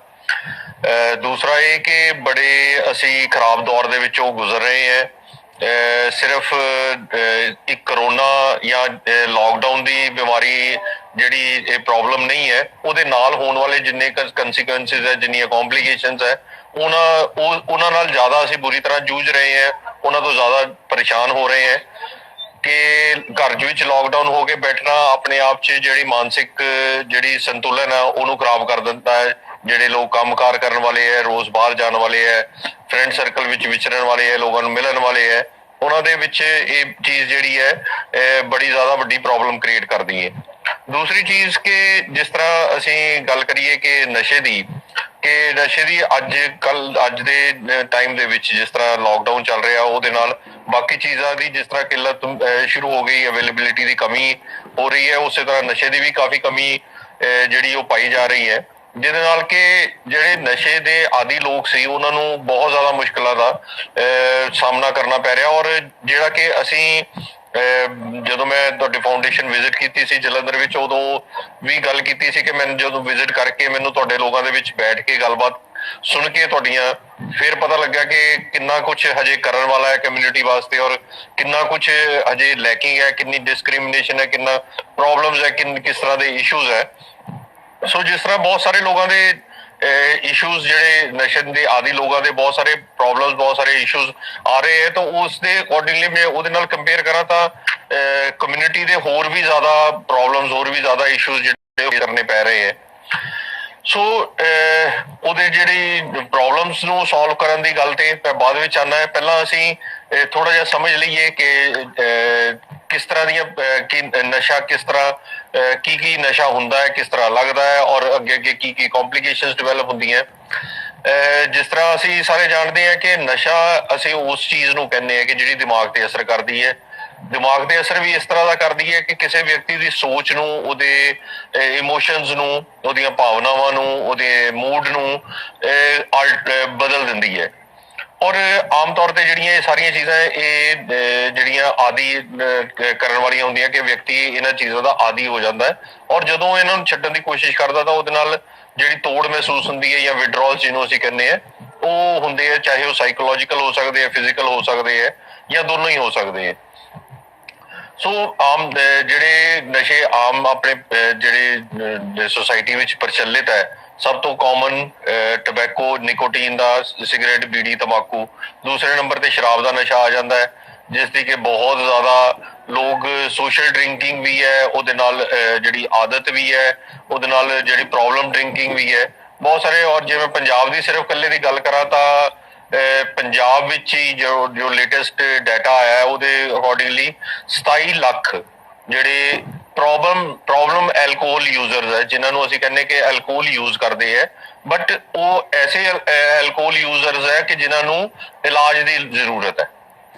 ਸੋ ਉਸ ਤੋਂ ਬਾਅਦ ਫਿਰ ਨੰਬਰ ਆ ਜਾਂਦਾ ਹੈ ਓਪੀਆਇਡਸ ਦਾ, ਕਿ ਐਸੇ ਪਦਾਰਥ ਕਿ ਜਿਹੜੇ ਓਪੀਐਮ ਪਲਾਂਟ, ਅਫੀਮ ਦੇ ਪਲਾਂਟ ਤੋਂ ਬਣੇ ਹੋਏ ਹੈ। ਉਹਨਾਂ ਵਿੱਚ ਭੁੱਕੀ, ਡੋਡੇ, ਪੋਸਤ, ਅਫੀਮ, ਹੈਰੋਇਨ, ਸਮੈਕ, ਇਹ ਸਾਰੀਆਂ ਚੀਜ਼ਾਂ ਜਿਹੜੀਆਂ ਇਹ ਓਪੀਆਇਡ ਦੇ ਵਿੱਚ, ਕੈਨਾਬਿਨਾਇਡਸ ਦੇ ਵਿੱਚ ਜਿਹੜੇ ਭੰਗ ਦੇ ਬੂਟੇ ਤੋਂ ਜਿਹੜੀਆਂ ਚੀਜ਼ਾਂ ਬਣਦੀਆਂ, ਭੰਗ, ਚਰਸ, ਗਾਂਜਾ, ਹਸ਼ੀਸ਼, ਇਹ ਸਾਰੀਆਂ ਚੀਜ਼ਾਂ ਭੰਗ ਦੇ ਪਲਾਂਟ ਤੋਂ ਬਣਦੀਆਂ। ਇਸ ਤੋਂ ਇਲਾਵਾ ਹੋਰ ਬਹੁਤ ਸਾਰੇ ਨਸ਼ੇ ਜਿਹੜੇ ਸਮਾਜ ਵਿੱਚ ਚੱਲਦੇ ਹੈ, ਪਰ ਕਿਉਂਕਿ ਅਸੀਂ ਇਸ ਟਾਈਮ ਤੇ ਜੋ ਜ਼ਿਆਦਾ ਪ੍ਰੋਬਲਮ ਐਲਕੋਹਲ ਔਰ ਜਿਹੜੀ ਹੈਰੋਇਨ ਹੈ ਜਾਂ ਓਪੀਆਇਡਸ ਹੈ ਉਹਨਾਂ ਦੇ ਨਾਲ ਜ਼ਿਆਦਾ ਪ੍ਰੋਬਲਮ ਫੇਸ ਕੀਤੀ ਜਾ ਰਹੀ ਹੈ ਸੋਸਾਇਟੀ ਦੇ ਵਿੱਚ। ਸੋ ਉਹਦੇ ਤੇ ਹੀ ਫੋਕਸਡ ਅਸੀਂ ਆਪਣੀ ਡਿਸਕਸ਼ਨ ਰੱਖਾਂਗੇ। ਐਲਕੋਹਲ ਦੀ ਗੱਲ ਕਰੀਏ ਤਾਂ ਬਹੁਤ ਅਲੱਗ-ਅਲੱਗ ਤਰ੍ਹਾਂ। ਜੀ ਡਾਕਟਰ ਸਾਹਿਬ, ਜਿਵੇਂ ਤੁਸੀਂ ਗੱਲ ਕੀਤੀ ਕਿ ਜਿਹੜੇ ਅਸੀਂ ਨੋਰਮਲ ਜਿਹੜੀਆਂ ਡਰੱਗਸ ਲੈਂਦੇ ਆ, ਜਿਵੇਂ ਕਿ ਤੁਸੀਂ ਓਪੀਆਇਡਸ ਕਹਿ ਸਕਦੇ। ਹੈਲੋ, ਹਾਂਜੀ, ਓਪੀਆਇਡਸ। ਡਾਕਟਰ ਸਾਹਿਬ, ਜਿਵੇਂ ਮੇਰੇ ਕੋਲੋਂ ਕੱਲ੍ਹ ਇੱਕ ਕਾਲ ਆਇਆ ਸੀ, ਇੱਕ ਕਾਲ ਮੇਰੇ ਕੋਲ ਕੀਤਾ ਸੀ ਕਿ ਦਸ ਤੋਂ ਹੈਗਾ ਪਰ ਇਸ ਵੇਲੇ ਬੰਬੇ ਤੇ ਉਹਨੂੰ ਇੱਕ ਐਡਿਕਸ਼ਨ ਹੋ ਗਿਆ। ਉਹਨੂੰ ਮਤਲਬ ਐਡਿਕਸ਼ਨ ਕਹਿ ਸਕਦੇ, ਮਤਲਬ ਉਹ ਰੋਜ਼ ਇਸ ਚੀਜ਼ ਦਾ ਆਦੀ ਸੀ। ਤੇ ਅੱਜ ਲੋਕਡਾਊਨ ਦੇ ਲੋਕ, ਜਿੱਦਾਂ ਸਾਨੂੰ ਸਾਰਿਆਂ ਨੂੰ ਪਤਾ ਹੈ ਮਹਾਰਾਸ਼ਟਰ ਦੀ ਕੀ ਸਿਚੁਏਸ਼ਨ ਹੈ, ਮਹਾਰਾਸ਼ਟਰ ਦੀ ਟਾਈਮ ਦੇ ਵਿੱਚ ਉੱਥੇ ਕੋਵਿਡ ਦੀ ਕੀ ਸਿਚੁਏਸ਼ਨ ਚੱਲ ਰਹੀ ਹੈ। ਤੇ ਉੱਥੇ ਉਸ ਬੱਚੇ ਦਾ ਮੈਨੂੰ ਜਦੋਂ ਫੋਨ ਆਇਆ, ਸ਼ਬਦ ਉਹ ਰੋਂਦਾ ਪਿਆ ਸੀ ਤੇ ਉਹ ਕਹਿੰਦਾ ਕਿ I want to get read, ਮਤਲਬ ਕਿ ਮੈਨੂੰ ਮੇਰੇ ਕੋਲ ਜਿਹੜੀ ਤੋੜ ਆ, ਉਸ ਤੋੜ ਦੇ ਨਾਲ ਨਾ ਤਾਂ ਮੇਰੇ ਗੋਡੇ ਚੱਲਦੇ ਪਏ ਆ, ਨਾ ਮੇਰਾ ਸਰੀਰ ਚੱਲਦਾ ਪਿਆ। ਇਹ ਮਤਲਬ ਕਿ ਜਦੋਂ ਇਸ ਚੀਜ਼ ਦੀ ਤੋੜ ਹੁੰਦੀ ਆ, ਮੇਰੇ ਕਹਿਣ ਦਾ ਮਤਲਬ ਕਿ ਬੋਡੀ ਤੇ ਕਿਵੇਂ ਇਫੈਕਟ ਕਰ ਸਕਦਾ ਹੈ, ਨਾ ਕਿ ਬਿਲਕੁਲ ਸਾਡੇ ਲੱਤਾਂ ਬੋਡੀ ਪੈ ਜਾਂਦੇ ਆ ਕੁਛ। ਏਦਾਂ ਸਿਚੁਏਸ਼ਨ ਦੇ ਦੌਰਾਨ ਜਿਵੇਂ ਕਿ ਤੁਹਾਡੇ ਸੈਂਟਰ ਦੇ ਵਿੱਚ ਕਾਫੀ ਜਿਹੜਾ ਨੌਜਵਾਨ ਵਰਗ ਆਉਂਦਾ, ਜਿਹਨਾਂ ਨੂੰ ਤੁਸੀਂ ਉਹਨਾਂ ਨੂੰ ਉੱਥੇ ਐਡਮਿਟ ਕਰਕੇ ਸ਼ਾਇਦ ਉਹਨਾਂ ਨੂੰ ਇਸ ਐਡਿਕਸ਼ਨ ਤੋਂ ਬਾਹਰ ਨਿਕਾਲਣ ਦੀ ਕੋਸ਼ਿਸ਼ ਕਰਦੇ ਹੋ, ਤੇ ਉਹਨਾਂ ਦਾ ਜਿਹੜਾ ਡੇਲੀ ਰੂਟੀਨ ਸੈਟਅਪ ਕਰਦੇ ਹੋ ਕਿ ਜਿਹਦੇ ਨਾਲ ਕਿ ਉਹ ਇਸ ਤੋਂ ਛੁਟਕਾਰਾ ਪਾ ਜਾਂਦੇ ਹੋ, ਰੂਟੀਨ ਕਰਨਾ ਸ਼ੇਅਰ ਕਰ ਸਕਦੇ ਹੋ, ਤੇ ਜਿਹਦੇ ਨਾਲ ਕਿ ਉਹਨਾਂ ਬੱਚਿਆਂ ਨੂੰ ਇਹ ਇਨਫੋਰਮੇਸ਼ਨ ਮਿਲ ਜਾਵੇ ਕਿ ਜਿਹਦੇ ਨਾਲ ਉਹ ਆਪਣੇ ਘਰਾਂ 'ਚ ਬੈਠ ਕੇ ਉਸ ਰੂਟੀਨ ਫੋਲੋ ਕਰਕੇ ਸ਼ਾਇਦ ਉਹ ਵੀ ਜੀ। ਸੋ ਆਪਾਂ ਆਪਣੀ ਡਿਸਕਸ਼ਨ ਜਿਹੜੀ ਹੈ ਓਪੀਆਇਡਸ ਦੇ ਰਿਗਾਰਡਿੰਗ ਓਪੀਆਇਡਸ ਤੇ ਹੀ ਫੋਕਸ ਕਰਦੇ ਹਾਂ ਕਿ ਓਪੀਆਇਡਸ ਜਿਸ ਤਰ੍ਹਾਂ ਮੈਂ ਦੱਸਿਆ ਕਿ ਓਪੀਐਮ ਤੋਂ ਅਫੀਮ ਦੇ ਪਲਾਂਟ ਤੋਂ ਜਿੰਨੇ ਸਬਸਟੈਂਸਸ ਜਿੰਨੇ ਵੀ ਪਦਾਰਥ ਬਣਦੇ ਹੈ ਉਹਨਾਂ ਨੂੰ ਸਾਰਿਆਂ ਨੂੰ ਅਸੀਂ ਓਪੀਆਇਡਸ ਕਹਿੰਦੇ ਹਾਂ। ਅੱਜ ਕੱਲ੍ਹ ਦੇ ਟਾਈਮ ਦੇ ਵਿੱਚ ਜੋ ਯੂਥ ਹੈ ਉਹਦੇ ਵਿੱਚ ਪ੍ਰਚਲਨ ਜ਼ਿਆਦਾ ਹੈਰੋਇਨ ਦਾ ਜਾਂ ਸਮੈਕ ਦਾ ਚੱਲ ਰਿਹਾ ਹੈ। ਇਹ ਜਿਹੜੀਆਂ ਚੀਜ਼ਾਂ ਜਿਸ ਤਰ੍ਹਾਂ ਮੈਂ ਪਹਿਲੇ ਦੱਸਿਆ ਕਿ ਇਹ ਪਦਾਰਥ ਇਸ ਤਰ੍ਹਾਂ ਦੇ ਆ ਕਿ ਜਿਹੜੇ ਜਾ ਕੇ ਬ੍ਰੇਨ ਦੇ ਉੱਪਰ ਐਕਟ ਕਰਦੇ ਆ, ਬ੍ਰੇਨ ਦੇ ਵਿੱਚ ਜਾ ਕੇ ਜੁੜ ਜਾਂਦੇ ਆ। ਬ੍ਰੇਨ ਦੇ ਵਿੱਚ ਰਿਸੈਪਟਰ ਬਣੇ ਹੋਏ ਸਪੈਸੀਫਿਕ ਕਿ ਜਿੱਥੇ ਜਾ ਕੇ ਬ੍ਰੇਨ ਦੇ ਵਿੱਚ ਬ੍ਰੇਨ ਦੇ ਸੈਲਸ ਦੇ ਵਿੱਚ ਜਾ ਕੇ ਅਟੈਚ ਹੋ ਜਾਂਦੇ ਆ, ਉਹਨਾਂ ਨਾਲ ਜੁੜ ਜਾਂਦੇ ਆ ਔਰ ਫਿਰ ਉਸ ਤੋਂ ਬਾਅਦ ਆਪਣਾ ਇਫੈਕਟ ਦਿਖਾਉਣਾ ਸ਼ੁਰੂ ਕਰਦੇ ਆ। ਇਫੈਕਟ ਕਿ ਜਦੋਂ ਸਰੂਰ ਜਿਹਾ ਬਣਿਆ ਰਹਿਣਾ, ਬੜੀ ਅੱਛੀ ਜੀ ਫੀਲਿੰਗ ਆਉਂਦੇ ਰਹਿਣਾ, ਮਜ਼ਾ ਆਉਂਦੇ ਰਹਿਣਾ, ਸਰੀਰ ਵਿੱਚ ਐਨਰਜੀ ਜ਼ਿਆਦਾ ਫੀਲ ਹੁੰਦੇ ਰਹਿਣਾ, ਇਸ ਤਰ੍ਹਾਂ ਦੀਆਂ ਫੀਲਿੰਗਸ ਜਿਹੜੀਆਂ ਉਹ ਆਉਣੀਆਂ ਸ਼ੁਰੂ ਹੋ ਜਾਂਦੀਆਂ। ਜਦੋਂ ਵਿਅਕਤੀ ਇਹਨਾਂ ਚੀਜ਼ਾਂ ਨੂੰ ਬੰਦ ਕਰਦਾ ਹੈ, ਇਹਨਾਂ ਚੀਜ਼ਾਂ ਨੂੰ ਛੱਡਦਾ ਹੈ ਤਾਂ ਰਿਸੈਪਟਰਸ ਜਿਹੜੇ ਬ੍ਰੇਨ ਦੇ ਸੈਲਸ ਜਿਹੜੇ ਆ ਉਹ ਖਾਲੀ ਹੋ ਜਾਂਦੇ ਆ ਔਰ ਉਹ ਡਿਮਾਂਡ ਕਰਦੇ ਆ ਬਾਰ-ਬਾਰ ਕਿ ਸਾਨੂੰ ਉਸ ਨਸ਼ੇ ਦੀ ਨਸ਼ਾ ਦੁਬਾਰਾ ਦਿੱਤਾ ਜਾਵੇ। ਨਹੀਂ ਜਦੋਂ ਦਿੱਤਾ ਜਾਂਦਾ, ਜਦੋਂ ਨਹੀਂ ਮਿਲਦਾ ਨਸ਼ਾ ਤਾਂ ਉਹ ਜਿਹੜੀ ਵਿਡਰੋਲ ਸਿੰਪਟਮਸ ਜਿਨ੍ਹਾਂ ਨੂੰ ਅਸੀਂ ਤੋੜ ਮਹਿਸੂਸ ਕਰਨੀ ਕਹਿੰਦੇ ਉਹ ਹੁੰਦੀ ਹੈ ਕਿ ਜਿਹਦੇ ਵਿੱਚ ਕਿ ਬ੍ਰੇਨ ਦੇ ਵਿੱਚੋਂ ਹੀ ਇਸ ਤਰ੍ਹਾਂ ਦੀਆਂ ਜਿਹੜੇ ਸੈਂਸੇਸ਼ਨਸ ਫੀਲ ਹੁੰਦੇ ਸ਼ੁਰੂ ਹੁੰਦੀਆਂ, ਬ੍ਰੇਨ ਦੇ ਵਿੱਚੋਂ ਕੈਮੀਕਲਸ ਰਿਲੀਜ਼ ਹੁੰਦੇ ਆ ਕਿ ਜਿਹਦੇ ਨਾਲ ਕਿ ਵਿਅਕਤੀ ਦੀਆਂ ਜਿਹੜੀਆਂ ਲੱਤਾਂ ਦੁਖਣੀਆਂ, ਪੇਟ 'ਚ ਦਰਦ ਹੋਣਾ, ਲੂਜ਼ ਮੋਸ਼ਨਸ ਲੱਗ ਜਾਣਾ, ਉਲਟੀਆਂ ਆਉਣੀਆਂ, ਨੀਂਦ ਨਾ ਆਉਣਾ, ਸਿਰ ਭਾਰੀ ਰਹਿਣਾ, ਅੱਖਾਂ 'ਚੋਂ ਪਾਣੀ ਆਉਣਾ, ਨੱਕ 'ਚੋਂ ਪਾਣੀ ਆਉਣਾ, ਇਹ ਸਾਰਾ ਜਿਹੜਾ ਬ੍ਰੇਨ ਤੋਂ ਸ਼ੁਰੂ ਹੁੰਦਾ ਔਰ ਬ੍ਰੇਨ ਦੇ ਕੈਮੀਕਲਸ ਦੇ ਰਾਹੀਂ ਇਹ ਸਾਰਾ ਜਿਹੜਾ ਨੀਚੇ ਤੱਕ ਬੋਡੀ ਤੱਕ ਜਿਹੜਾ ਪਾਸ ਆਨ ਹੁੰਦਾ। ਜਦੋਂ ਅਸੀਂ ਜਿਹਨੂੰ ਅਸੀਂ ਕਿ ਤੋੜ ਕਹਿੰਦੇ ਹਾਂ ਔਰ ਇੱਕ ਡਿਪੈਂਡ ਇਸ ਚੀਜ਼ ਤੇ ਕਰਦਾ ਕਿ ਵਿਅਕਤੀ ਕਿੰਨੀ ਦੇਰ ਤੋਂ ਨਸ਼ਾ ਕਰ ਰਿਹਾ ਸੀ, ਕਿਸ ਚੀਜ਼ ਦਾ ਨਸ਼ਾ ਕਰ ਰਿਹਾ ਸੀ, ਕਿੰਨੀ ਕੁਆਂਟੀਟੀ 'ਚ ਨਸ਼ਾ ਕਰ ਰਿਹਾ ਸੀ ਔਰ ਜਿਸ ਚੀਜ਼ ਦੀ ਨਸ਼ਾ ਕਰ ਰਿਹਾ ਸੀ ਉਹਦੀ ਕੁਆਲਿਟੀ ਕਿਸ ਤਰ੍ਹਾਂ ਦੀ ਸੀ। ਸੋ ਇਹਨਾਂ ਚੀਜ਼ਾਂ ਤੇ ਡਿਪੈਂਡ ਕਰਦਾ ਕਿ ਉਸ ਵਿਅਕਤੀ ਨੂੰ ਤੋੜ ਜਿਹੜੀ ਮਹਿਸੂਸ ਹੋਣੀ ਹੈ ਉਹ ਕਿੰਨੀ ਕੁ ਜ਼ਿਆਦਾ ਸਵੀਅਰ ਜਿਹੜੀ ਕਿੰਨੀ ਸਵੇਰਿਟੀ ਦੀ ਤੋੜ ਮਹਿਸੂਸ ਹੋਣੀ ਹੈ। ਜੀ ਜਿਵੇਂ ਕਿ ਤੁਸੀਂ ਦੱਸਿਆ ਕਿ ਇਹ ਕੁਆਂਟੀਟੀ ਤੇ ਕੁਆਂਟੀਟੀ ਡਿਪੈਂਡ ਕਰਦਾ ਉਹਨੂੰ ਕਿੰਨੀ ਤੋੜ ਕਿੰਨੀ ਮਹਿਸੂਸ ਹੋਈ ਹੈ। ਇਹਦੇ ਨਾਲ ਹੀ ਮੈਂ ਜੁੜਦਾ ਇੱਕ ਛੋਟਾ ਵਾਸਤੇ ਸੀਗਾ ਤੁਹਾਡੇ ਨਾਲ ਕਿ ਜਿਵੇਂ ਤੁਸੀਂ ਜਾਣਦੇ ਆ ਕਿ ਇਹ ਲੋਕਡਾਊਨ ਦੇ ਦੌਰਾਨ ਕਾਫੀ ਸਰਵਿਸ ਜਿਹੜੀਆਂ ਉਹ ਬੰਦ ਹੋਈਆਂ, ਕਾਫੀ ਸਰਵਿਸ ਬੰਦ ਹੋਈਆਂ। ਅੱਜ ਵੀ ਜਿਵੇਂ ਕੱਲ ਸ਼ਾਇਦ ਸਵੇਰੇ ਪਰਸੋਂ ਸਵੇਰੇ ਜਦੋਂ ਸਾਰਿਆਂ ਨੇ ਡਾਕਟਰਸ ਨੂੰ ਜਿੱਥੇ ਫੁੱਲ ਸਿੱਧ ਕੇ ਉਹਨਾਂ ਨੇ ਇਹਨਾਂ ਨੇ ਸਨਮਾਨ ਕੀਤਾ, ਉੱਥੇ ਮੇਰਾ ਇੱਕ ਸਵਾਲ ਹੈ ਕਿ ਤੁਹਾਡਾ ਜਿਹੜਾ ਡੀ-ਐਡਿਕਸ਼ਨ ਸੈਂਟਰ ਕਪੂਰਥਲੇ ਵਿੱਚ ਹੈ, ਤੁਸੀਂ ਜਿੱਦਾਂ ਕਿ ਕੋਵਿਡ ਦੇ ਦੌਰਾਨ ਉੱਥੇ ਮਤਲਬ ਕਿਵੇਂ ਕੰਮ ਚੱਲ ਰਿਹਾ ਕਿ ਕਲਾਇੰਟਸ ਦਾ ਲੋਡ ਜਾਂ ਕਲਾਇੰਟਸ ਆ ਰਹੇ ਆ ਜਾਂ ਕਲਾਇੰਟਸ ਜਿਹੜੇ ਹੈਗੇ ਆ ਉਹ ਕਲਾਇੰਟਸ ਨੂੰ ਕਿਵੇਂ ਸਰਵਾਈਵ ਕਰਦੇ, ਉਹਦਾ ਕੋਈ ਐਕਸਪੀਰੀਅੰਸ ਸ਼ੇਅਰ ਕਰਨਾ ਚਾਹੋਗੇ ਸਾਡੇ ਨਾਲ? ਜੀ, ਇਸ ਤਰ੍ਹਾਂ ਹੈ ਕਿ ਜਦੋਂ ਤੋਂ ਲਾਕਡਾਊਨ ਸ਼ੁਰੂ ਹੋਇਆ ਉਦੋਂ ਤੋਂ ਲੱਗ ਕੇ ਹੁਣ ਤੱਕ ਸਾਡੇ ਨੰਬਰ ਆਫ ਕਲਾਇੰਟਸ ਜਿਹੜੇ ਆ ਰਹੇ ਉੱਥੇ ਟ੍ਰੀਟਮੈਂਟ ਲੈਣ ਵਾਸਤੇ ਉਹ ਬਹੁਤ ਜ਼ਿਆਦਾ ਫਿਗਰ ਵੱਧ ਗਈ ਹੈ। ਪਿਛਲੇ ਇੰਨੇ ਡਿਊਰੇਸ਼ਨ ਦੇ ਵਿੱਚ ਲਾਕਡਾਊਨ ਦੇ ਡਿਊਰੇਸ਼ਨ ਦੇ ਵਿੱਚ 2000 ਦੇ ਆਸ-ਪਾਸ ਜਿਹੜੇ ਹੈ ਪੇਸ਼ੈਂਟ ਨਵੇਂ ਕਲਾਇੰਟਸ ਜਿਹੜੇ ਨਵੇਂ ਐਡ ਹੋ ਗਏ ਜਾਂ ਐਸੇ ਕਲਾਇੰਟਸ ਕਿ ਜਿਹੜੇ ਡ੍ਰੌਪਡ ਆਊਟ ਸੀਗੇ, ਜਿਹੜੇ ਵਿੱਚੋਂ ਛੱਡ ਕੇ ਚਲੇ ਗਏ ਸੀ ਟ੍ਰੀਟਮੈਂਟ, ਉਹ ਵਾਪਸ ਆ ਗਏ। ਸੋ ਉਹ 2000 ਦੇ ਆਸ-ਪਾਸ ਦੀ ਫਿਗਰ ਹੈ ਕਿ ਜਿਹੜੇ ਲੋਕ ਵਾਪਸ ਆਏ ਆ ਹੁਣ ਸਾਡੇ ਕੋਲ ਟ੍ਰੀਟਮੈਂਟ ਲੈਣ ਵਾਸਤੇ। ਔਰ ਸਿਰਫ ਇਹ ਫਰਕ ਪਿਆ ਕਿ ਜਿਹੜੀਆਂ ਐਡਮਿਸ਼ਨਸ ਹੈ ਉਹ ਘਟ ਗਈਆਂ, ਲੋਕ ਐਡਮਿਟ ਹੋਣਾ ਥੋੜਾ ਅਵੋਇਡ ਕਰ ਰਹੇ ਹੈ, ਅਸੀਂ ਵੀ ਅਵੋਇਡ ਕਰ ਰਹੇ ਹਾਂ ਕਿ ਸੋਸ਼ਲ ਡਿਸਟੈਂਸਿੰਗ ਜਿਹੜੀ ਹੈ ਉਹ ਅਫੈਕਟ ਹੋਏਗੀ ਜੇ ਐਡਮਿਸ਼ਨ ਦੇ ਦੌਰਾਨ। ਸੋ ਓਪੀਡੀ ਬੇਸਡ ਟ੍ਰੀਟਮੈਂਟ ਜਿਹੜੀ ਹੈ ਉਹ ਹੋਰ ਜ਼ਿਆਦਾ ਸਰਵਿਸਿਜ਼ ਸਾਡੀਆਂ ਵੱਧ ਗਈਆਂ ਔਰ ਉਹਦੇ ਅਕੋਰਡਿੰਗਲੀ ਅਸੀਂ ਆਪਣੀਆਂ ਸਰਵਿਸਿਜ਼ ਜਿਹੜੀਆਂ ਆਪਣੀਆਂ ਉਹ ਹੋਰ ਜ਼ਿਆਦਾ ਵਧਾ ਲਈਆਂ ਕਿ ਜਿਸ ਤਰ੍ਹਾਂ ਗਵਰਨਮੈਂਟ ਵੱਲੋਂ ਓਟ ਕਲੀਨਿਕਸ ਸ਼ੁਰੂ ਕੀਤੇ ਗਏ ਕਿ ਜਿੱਥੇ ਮੈਡੀਸਿਨ ਜਿਹੜੀ ਹੈ ਜਿਹਨੂੰ ਆਪਾਂ ਆਮ ਤੌਰ ਤੇ ਜੀਭ ਤੇ ਥੱਲੇ ਰੱਖਣ ਵਾਲੀ ਗੋਲੀ ਕਹਿੰਦੇ ਆ ਉਹ ਦਿੱਤੀ ਜਾਂਦੀ ਸੀ। ਪਹਿਲੇ ਪੇਸ਼ੈਂਟ ਨੂੰ ਰੋਜ਼ ਆਉਣਾ ਪੈਂਦਾ ਸੀ ਜਾਂ 2-4 ਦਿਨ ਰੁਕ ਕੇ ਜਾਂ ਹਫ਼ਤੇ ਦੀ ਮੈਡੀਸਿਨ ਮੈਕਸਿਮਮ ਦਿੰਦੇ ਸੀ। ਹੁਣ ਉਹਦੇ ਵਿੱਚ ਇਹ ਕੀਤਾ ਸੀ ਕਿ ਪੇਸ਼ੈਂਟ ਨੂੰ ਮੈਡੀਸਿਨ ਜਿਹੜੀ 2 ਹਫ਼ਤੇ ਦੀ ਜਾਂ 3 ਹਫ਼ਤੇ ਤੱਕ ਦੀ ਮੈਡੀਸਿਨ ਜਿਹੜੀ ਹੈ ਉਹ ਟੇਕ ਹੋਮ ਡੋਜ਼ ਜਿਹੜੀ ਉਹ ਪ੍ਰੋਵਾਈਡ ਕਰ ਰਹੇ ਹੈ ਕਿ ਉਹ ਘਰ ਬੈਠ ਕੇ ਆਪਣਾ ਆਰਾਮ ਨਾਲ ਜਿਹੜੀ 2 ਹਫ਼ਤੇ ਜਾਂ 3 ਹਫ਼ਤੇ ਤੱਕ ਆਪਣੀ ਟ੍ਰੀਟਮੈਂਟ ਕਰਾ ਕੇ ਤੇ ਉਸ ਤੋਂ ਬਾਅਦ ਕਰਕੇ ਤਾਂ ਉਹ ਦੁਬਾਰਾ ਵਾਪਸ ਟ੍ਰੀਟਮੈਂਟ ਮੈਡੀਸਿਨ ਲੈਣ ਦੇ ਵਾਸਤੇ ਫਿਰ ਦੁਬਾਰਾ ਆ ਜਾਂਦਾ ਹੈ। ਡਾਕਟਰ ਸਾਹਿਬ ਇਹ ਇੱਕ ਬੜਾ ਜਿਹਦਾ ਇੱਕ ਤੁਸੀਂ ਜਿਹੜਾ ਨੰਬਰ ਸ਼ੇਅਰ ਕੀਤਾ 2000 ਨੰਬਰ, ਇਹ ਬੜਾ ਹਿਊਜ ਨੰਬਰ ਆ।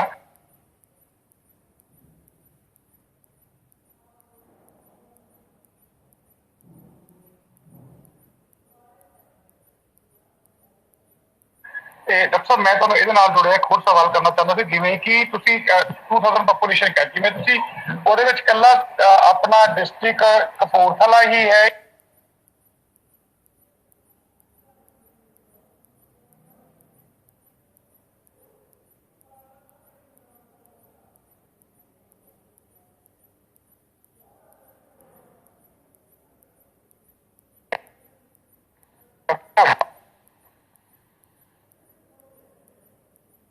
हेलो हेलो हेलो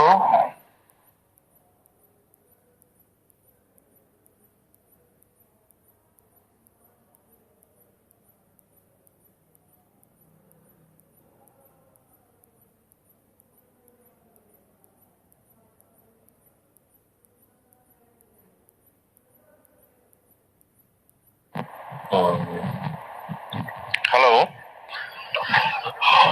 ਹਾਂਜੀ ਹਾਂਜੀ। ਅੱਛਾ, ਮੈਂ ਜਿਹੜਾ ਇਹ ਫਿਗਰ 2000 ਦੀ ਮੈਂ ਦੱਸੀ ਹੈ, ਡਿਸਟ੍ਰਿਕਟ ਕਪੂਰਥਲਾ ਦੀ ਗੱਲ ਕਰ ਰਿਹਾ ਮੈਂ। ਓਵਰਆਲ ਪੰਜਾਬ ਵਿੱਚ ਤਾਂ ਬਹੁਤ ਜ਼ਿਆਦਾ ਫਿਗਰ ਜਿਹੜੀ ਹੈ ਉਹ ਹਾਈ ਹੋ ਗਈ। ਔਰ ਮੈਂ ਇਹ ਜਿਹੜੀ ਫਿਗਰ ਦੱਸ ਰਿਹਾ ਇਹ ਸਿਰਫ ਜਿਹੜੀ ਸਾਡੇ ਗਵਰਨਮੈਂਟ ਸੈਂਟਰ ਦੀ ਉਹਨਾਂ ਦੀ ਹੈ। ਪ੍ਰਾਈਵੇਟ ਸੈਂਟਰ ਵਿੱਚ ਤਾਂ ਹੋਰ ਵੀ ਜ਼ਿਆਦਾ, ਇਸ ਤੋਂ ਜ਼ਿਆਦਾ ਜਿਹੜੇ ਕਲਾਇੰਟਸ ਹੈ ਉਹ ਜਾ ਰਹੇ ਹੈ। ਅੱਛਾ ਡਾਕਟਰ ਸਾਹਿਬ, ਅਸੀਂ ਐਸਟੀਮੇਟ ਵੈਸੇ ਜੇ ਨੰਬਰ ਦੀ ਗੱਲ ਕਰੀਏ ਤਾਂ I think N number of clients ਹੈਗੇ ਜਿਹੜੇ ਸਾਡੇ ਕੋਲੋਂ, ਜਿਹੜੇ ਕਿ ਇਸ ਲੋਕਡਾਊਨ ਦੇ ਪੀਰੀਅਡ ਦੇ ਔਰ ਸਬਸਟੈਂਸ ਥੈਰੇਪੀ ਤੇ ਹੋਣਗੇ। ਜੀ ਜੀ ਬਿਲਕੁਲ ਬਿਲਕੁਲ ਬਿਲਕੁਲ। ਬਹੁਤ ਸਾਰੇ ਕਲਾਇੰਟਸ ਐਸੇ ਸੀ ਕਿ ਜਿਹੜੇ ਇਸ ਕਾਰਨ ਨਹੀਂ ਸੀ ਆ ਪਾ ਰਹੇ, ਕਿਉਂਕਿ ਉਹਨਾਂ ਨੂੰ ਮੈਡੀਸਿਨ ਲੈਣ ਦੇ ਵਾਸਤੇ ਬਾਰ-ਬਾਰ ਆਉਣਾ ਮੁਸ਼ਕਿਲ ਸੀਗਾ, ਇਸ ਕਰਕੇ ਡ੍ਰੌਪ ਆਊਟ ਹੋ ਗਏ। ਤੇ ਉਹਨਾਂ ਵਾਸਤੇ ਵੀ ਸਹੂਲਤ ਹੋ ਗਈ ਕਿ ਉਹਨਾਂ ਨੂੰ ਜਿਹੜੀ ਟੇਕ ਹੋਮ ਡੋਜ਼ ਜਿਹੜੀ ਹੈ ਉਹ ਜ਼ਿਆਦਾ ਦਿਨਾਂ ਦੀ ਮਿਲਣੀ ਸ਼ੁਰੂ ਹੋ ਗਈ। ਦੂਸਰਾ ਇਹ ਕਿ ਜਿਹੜੀ ਅਵੇਲੇਬਿਲਿਟੀ ਜਿਹੜਾ ਉਹ ਇੱਕ ਇਸ਼ੂ ਹੈ ਆਪਣੇ ਆਪ ਵਿੱਚ, ਕਿ ਜਿਸ ਕਰਕੇ ਨਵੇਂ ਕਲਾਇੰਟਸ ਔਰ ਡ੍ਰੌਪ ਆਊਟ ਕਲਾਇੰਟਸ ਉਹ ਵਾਪਸ ਆਣੇ ਸ਼ੁਰੂ ਹੋ ਗਏ।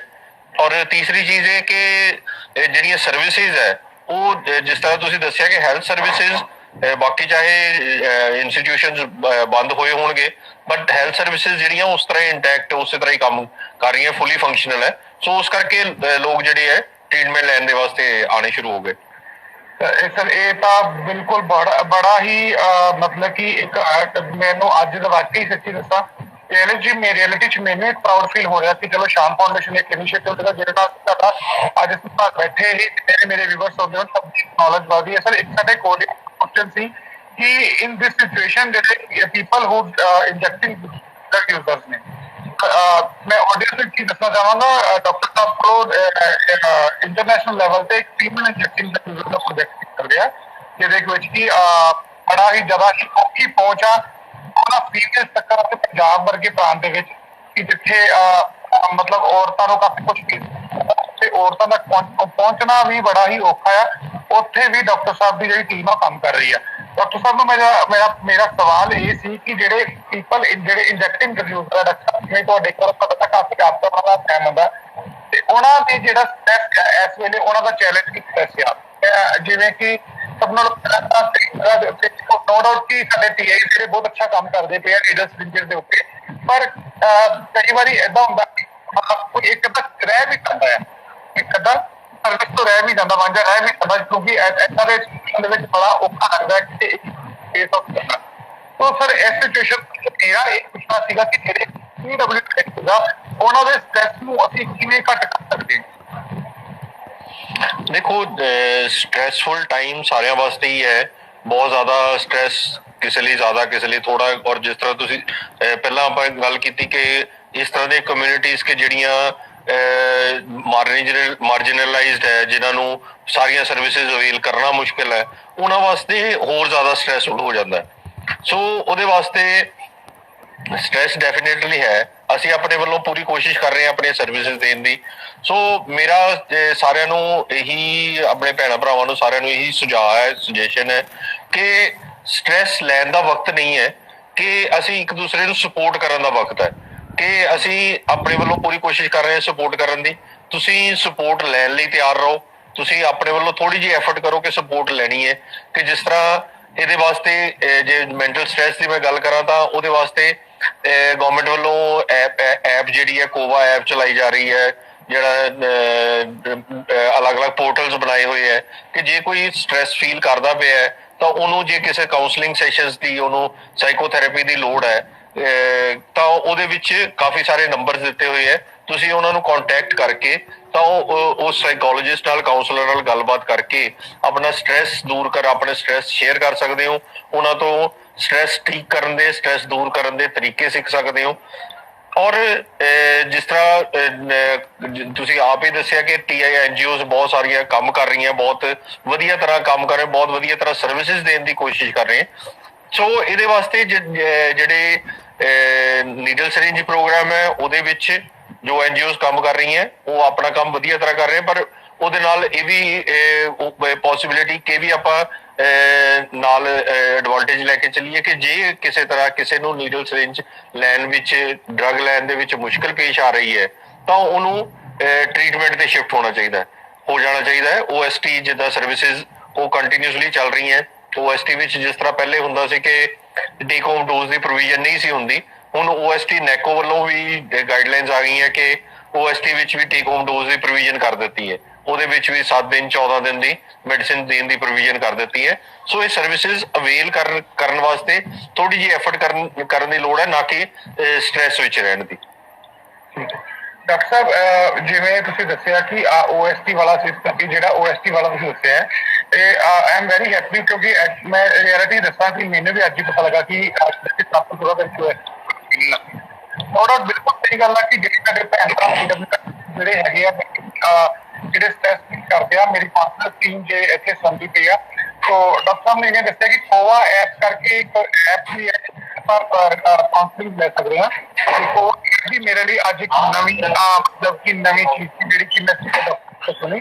ਤੇ ਮੇਰੇ ਕਹਾਂਗਾ ਕਿ ਅਸੀਂ ਕੱਲ ਹੀ ਇੱਕ online telephonic helpline LGBTQ community ਵਾਸਤੇ ਟਰਾਂਸਪੋਰਟੇਸ਼ਨ ਨੇ ਪੂਰੇ ਪੰਜਾਬ ਲਈ 7 ਕਾਉਂਸਲਰ ਦੀ ਟੀਮ ਨਾਲ ਚਲਾਇਆ, ਜਿਹਦੇ ਵਿੱਚ ਉਹ ਰੋਜ਼ਾਨਾ ਉਹਨਾਂ ਨਾਲ ਗੱਲ ਕਰਨਗੇ, ਜਿਹਦੇ ਵਿੱਚ ਕਿ ਉਹ ਆਪਣੇ ਪਤਾ ਉਹਨਾਂ ਦਾ ਸਟ੍ਰੈਸ ਦੂਰ ਕਰਨ ਦੀ ਕੋਸ਼ਿਸ਼ ਕਰਨਗੇ। ਸਟ੍ਰੈਸ ਕਿ ਉਹ ਲੋ ਫੀਲ ਕਰਦੇ ਪਏ ਆ ਜਾਂ ਉਹਨਾਂ ਨੂੰ ਕੋਈ ਘਬਰਾਹਟ ਜਾਂ ਉਹਨਾਂ ਨੂੰ ਲੱਗ ਰਿਹਾ ਕਿ ਇਸ ਵੇਲੇ ਮੈਂ ਗੱਲ ਕਿੰਨਾ ਕਰਾਂ, ਤੇ ਉੱਥੇ ਸਾਡੀ ਟੀਮ ਉਹਨਾਂ ਦੇ ਨਾਲ ਖੜੀ ਹੈ। ਡਾਕਟਰ ਸਾਹਿਬ ਹੁਣ ਮੇਰੇ ਤੁਹਾਨੂੰ ਇੱਕ ਗੱਲ ਪੁੱਛਣਾ ਚਾਹਾਂਗਾ ਕਿ ਅਸੀਂ ਪਛਾਣ ਪਾਉਂਦੇ ਅਸੀਂ ਡੀ ਐਡਿਕਸ਼ਨ ਸਪੋਰਟ ਲਈ ਅਸੀਂ ਕੀ ਕੰਟਰੀਬਿਊਟ ਕਰ ਸਕਦੇ ਹਾਂ? ਦੇਖੋ, ਜਿਸ ਤਰ੍ਹਾਂ ਕਿ ਡੀ ਐਡਿਕਸ਼ਨ ਦੇ ਅਲੱਗ-ਅਲੱਗ ਫੇਜ਼ਿਸ ਹੈ। ਸਭ ਤੋਂ ਪਹਿਲਾ ਜਿਹੜਾ ਫੇਜ਼ ਹੈ ਉਹ ਜਿਸ ਤਰ੍ਹਾਂ ਅਸੀਂ ਕਹਿੰਦੇ ਕਿ ਜਿਹੜਾ ਡਰਗ ਯੂਜ਼ਰ ਹੈ ਉਹਨੂੰ ਸਰਵਿਸਿਜ਼ ਤੱਕ ਲੈ ਕੇ ਜਾਣਾ ਜਾਂ ਸਰਵਿਸਿਜ਼ ਨੂੰ ਉੱਥੇ ਤੱਕ ਪਹੁੰਚਾਉਣਾ, ਉਹ ਲਿੰਕ ਇੱਕ ਜਿਹੜਾ ਬ੍ਰਿਜ ਬਣਾ ਕੇ ਰੱਖਣਾ। ਸੋ ਮੇਰੀ ਸੁਜੈਸ਼ਨ ਤੁਹਾਨੂੰ ਇਹੀ ਰਹੇਗੀ ਕਿ ਤੁਸੀਂ ਜਿਹੜਾ ਇੱਕ ਬ੍ਰਿਜ ਦਾ ਕੰਮ ਹੈ ਕਿ ਸਰਵਿਸਿਜ਼ ਅਵੇਲੇਬਲ ਹੈ, ਸਰਵਿਸਿਜ਼ ਅਵੇਲ ਕਰਨ ਦੇ ਵਿੱਚ ਜੇ ਕਿਸੇ ਨੂੰ ਮੁਸ਼ਕਿਲ ਆਉਂਦੀ ਹੈ ਤਾਂ ਉਹਦੇ ਵਾਸਤੇ ਤੁਸੀਂ ਜੋ ਵੀ ਐਫਰਟਸ ਤੁਹਾਡੇ ਵੱਲੋਂ ਹੋਣੀ ਹੈ ਉਹਦੇ ਵਿੱਚ ਮੇਰੇ ਵੱਲੋਂ ਕਿਸੇ ਜਿਸ ਤਰ੍ਹਾਂ ਦੀ ਕੰਟਰੀਬਿਊਸ਼ਨ ਦੀ ਲੋੜ ਹੈ, ਮੇਰੇ ਵੱਲੋਂ ਜਿੱਥੇ ਵੀ ਕਿਤੇ ਹੈਲਪ ਚਾਹੀਦੀ ਹੋਏਗੀ ਉਹ ਅਸੀਂ ਡੈਫੀਨੇਟਲੀ ਕਰਨ ਨੂੰ ਤਿਆਰ ਹਾਂ। ਡਾਕਟਰ ਸਾਹਿਬ ਤੁਹਾਡੇ ਐਫਰਟਸ ਦਾ ਜਿਹੜਾ ਤੁਸੀਂ ਕਰਨਾ ਸ਼ੁਰੂ ਕੀਤੀ ਹੋ, ਇੱਥੇ ਆਡੀਅנס ਫਾਰਮਾਸਿਸਟ ਦਾ ਕੁਐਸਚਨ ਆਇਆ ਕਿ ਅਗਰ ਇਹ ਜ਼ਿਆਦਾ ਮੈਡੀਸਨ ਉਹਨਾਂ ਨੂੰ ਦੇ ਦਿੱਤੀ ਜਾਊਗੀ OST ਵਾਲੇ ਕਲਾਸ ਨੂੰ, ਤੇ ਕੀ ਉਹਦਾ ਮਿਸਯੂਜ਼ ਕਰਨਗੇ?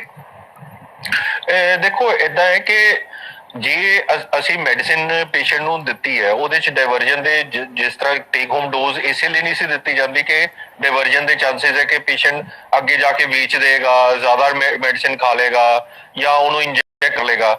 ਇੰਜੈਕਸ਼ਨ ਵਾਲਾ ਇਹ ਚੀਜ਼ਾਂ ਰਿਸਕ ਹਜੇ ਵੀ ਹੈ, ਉਸ ਤਰ੍ਹਾਂ ਦਾ ਹੀ ਬਰਕਰਾਰ ਹੈ ਰਿਸਕ। ਪਰ ਉਹਦੇ ਵਿੱਚ ਅਸੀਂ ਜਦੋਂ ਵੀ ਕੋਈ ਇਹੋ ਜਿਹੀ ਪ੍ਰੋਵੀਜ਼ਨ ਕੋਈ ਕਰਦੇ ਹਾਂ, ਜਦੋਂ ਵੀ ਇਹੋ ਜਿਹਾ ਕੋਈ ਪ੍ਰੋਗਰਾਮ ਕਰਦੇ ਹਾਂ, ਉਹਦੇ ਵਿੱਚ ਰਿਸਕ ਬੈਨੀਫਿਟ ਐਨਾਲਿਸਿਸ ਜ਼ਰੂਰ ਕਰ ਲੈਂਦੇ ਹਾਂ ਕਿ ਇਸ ਚੀਜ਼ ਦਾ ਰਿਸਕ ਕਿੰਨਾ ਔਰ ਬੈਨੀਫਿਟ ਕਿੰਨਾ ਹੈ। ਜਿਹੜੀ ਚੀਜ਼ ਜ਼ਿਆਦਾ ਹੈ ਉਹ ਕਰ ਲਈ ਜਾਏ।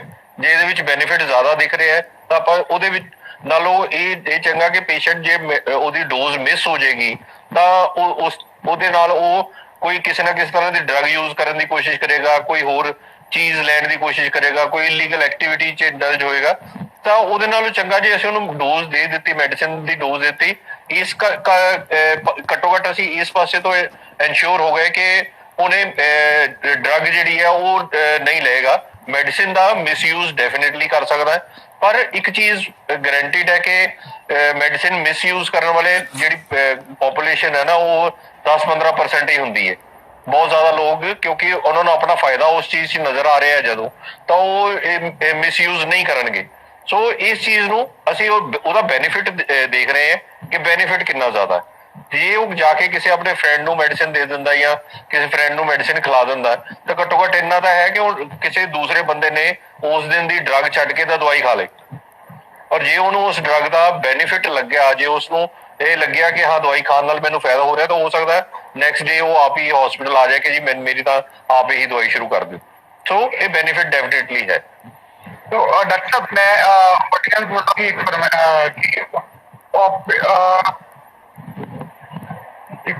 हाँ मैं क्वेश्चन देख पा रहे हैं। Opiate analgesic is safe for health. Opiate analgesics इदा है कि बहुत वधिया पेन किलर्स है। ओपिएट ड्रग्स ਜਿਹੜੀਆਂ ਬਹੁਤ ਵਧੀਆ पेन किलर्स है, पर ਇਹਨਾਂ ਨੂੰ यूज करना यूज घट क्यों करते हैं? क्योंकि ਉਹਦਾ ਸਭ ਤੋਂ ਵੱਡਾ ਕਾਰਨ ਇਹੀ ਹੈ ਕਿ ਉਹਦਾ ਅਬਿਊਜ਼ ਪੋਟੈਂਸ਼ੀਅਲ ਹੈ, ਕਿ ਉਹਦੇ ਜਿਹੜੇ ਜਿਸ ਤਰ੍ਹਾਂ ਮੈਂ ਕਿਹਾ ਕਿ ਉਹਨਾਂ ਨੂੰ ਉਹਦੀ ਆਦਤ ਲੱਗ ਜਾਂਦੀ ਹੈ, ਉਹਨੂੰ ਛੱਡਣਾ ਮੁਸ਼ਕਿਲ ਹੋ ਜਾਂਦਾ ਹੈ। ਇਸ ਕਰਕੇ ਇਹਨਾਂ ਨੂੰ ਯੂਜ਼ ਘੱਟ ਕਰਦੇ ਆ। ਇਹਨਾਂ ਨੂੰ ਬਹੁਤ ਵਧੀਆ ਤਰੀਕੇ ਨਾਲ ਜੁਡੀਸ਼ੀਅਲੀ ਯੂਜ਼ ਕੀਤਾ ਜਾਵੇ, ਜਿੱਥੇ ਬਹੁਤ ਜ਼ਿਆਦਾ ਲੋੜ ਹੈ, ਜਿੱਥੇ ਬਹੁਤ ਜ਼ਿਆਦਾ ਰਿਕੁਆਇਰਮੈਂਟ ਹੈ, ਜਿੱਥੇ ਬਾਕੀ ਪੇਨ ਕਿਲਰਸ ਅਸਰ ਕਰਨੀਆਂ ਬੰਦ ਹੋ ਗਈਆਂ, ਨਹੀਂ ਕਰ ਪਾ ਰਹੀਆਂ, ਇਹੋ ਜਿਹੀਆਂ ਕੰਡੀਸ਼ਨਸ ਵਿੱਚ ਡੈਫੀਨੇਟਲੀ ਯੂਜ਼ ਕਰਨਾ ਚਾਹੀਦਾ ਹੈ। ਔਰ ਫਿਰ ਉਹੀ ਗੱਲ ਕਿ ਇਹਨੂੰ ਜੁਡੀਸ਼ੀਅਸ ਤਰੀਕੇ ਨਾਲ ਯੂਜ਼ ਕਰਾਂਗੇ ਤਾਂ ਬੈਨੀਫਿਟ ਦੇਣਗੀਆਂ, ਇਹਨੂੰ ਨॉन ਜੁਡੀਸ਼ੀਅਸ ਤਰੀਕੇ ਨਾਲ ਯੂਜ਼ ਕਰਾਂਗੇ ਤਾਂ ਉਹ ਫਿਰ ਲੌਂਗ ਟਾਈਮ ਰਿਜ਼ਲਟ ਜਿਹੜੇ ਉਹ ਖਰਾਬ ਆਣਗੇ। तो डॉक्टर साहब ਹੁਣ ਆਪਾਂ ਇੱਕ ਦੂਜੇ ਨੂੰ ਸ਼ਾਇਦ ਮੈਂ ਜਿਵੇਂ